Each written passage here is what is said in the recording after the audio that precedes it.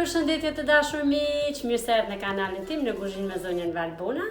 Siç më pat pra, unë sapo vola ca kajsi tek pema dhe do t'i bëj komposta. Për të përgatitur kompostën e kajsisë sot, unë e kam marr 1 kg 300 gram kajsi dhe kam 300 ml ujë për çdo vazë, pra kam 5 vaza dhe do t'i hedhim me 5 lugë gjelle sheqer, sepse nuk do t'i bëjmë shumë të ëmbël. Puna e parë vendosim ujë në zjarr, ujë në dushi, sepse nuk do ta konsumojmë, thjesht do të bëhet për të bërë banjomarin e kompostës. E kam vendosur ujë në zjarr, deri në gjysmë tenxhere. Tani do vazhdoj nga puna. Do t'i hapim vazat, vazat i kemi larë dhe i kemi bërë gati, edhe kajsit i kemi larë, dhe do t'i vendosim. Vaza e që kam zgjedhur, nxan 4 kajsi, pra 4 kokra.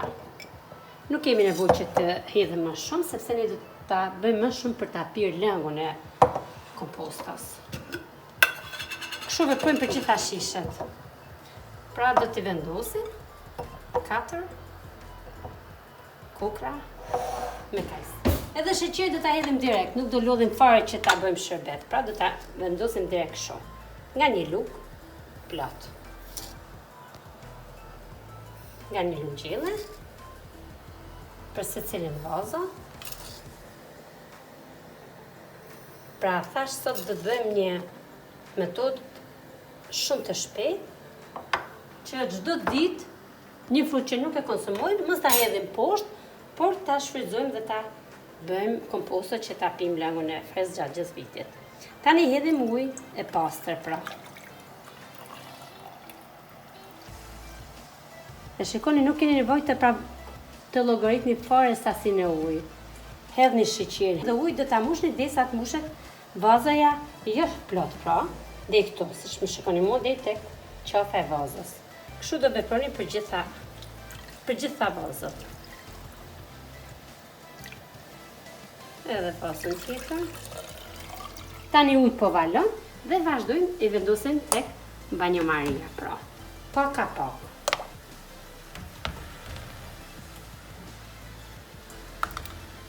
Pra pasi kemi vendosur vazat, i shikoni kanë filluar duke valuar. Nga anash, pra po valon ujë.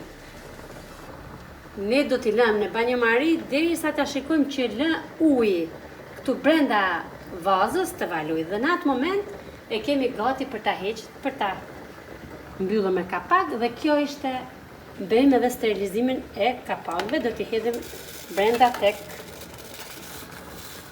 tenxheria me ujë të vallit. Sepse tham çdo gjë do të jetë sterile, në mënyrë që kompostët të ngelin pa prishur derisa t'i konsumojmë. Ja, pra siç e shikoni, vazat kanë filluar avash avash po valojnë, pra i shikoni bulbzat e ujit. Kjo tregon që vazat tonë po valojnë.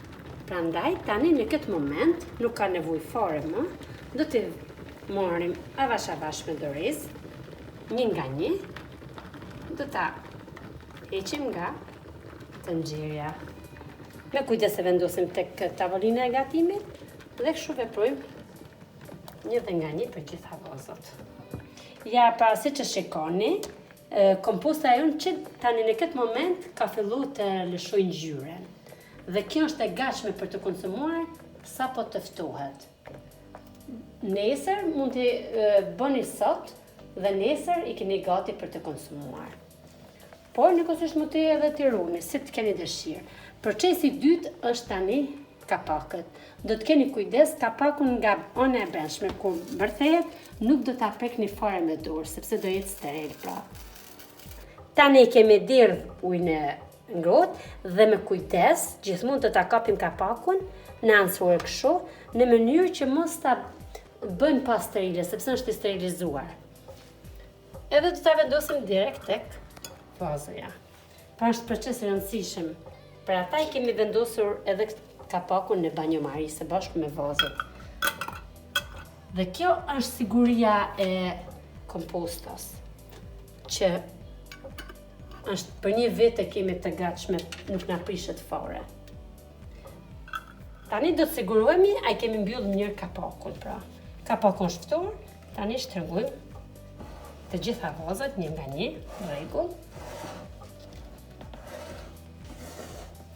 Ja, pra të dashur miq, kjo ishte edhe receta që përgatita sot për ju dhe shpresoj të ju ketë pëlqyer metoda si unë e përdori për të bërë komposto për një periudhë kohë shumë të shkurtër dhe pa stresuar fare pra. Të dashur miq, ju falenderoj shumë për njëkjet që më bët. Mos harroni të më bëni subscribe të kanali im, të më ndjekni në rrjetet sociale në Instagram dhe në Facebook. Ju uroj një ditë sa më të bukur sot. Dhe shihemi së shpejti në videon e radhës. Mirupafshim.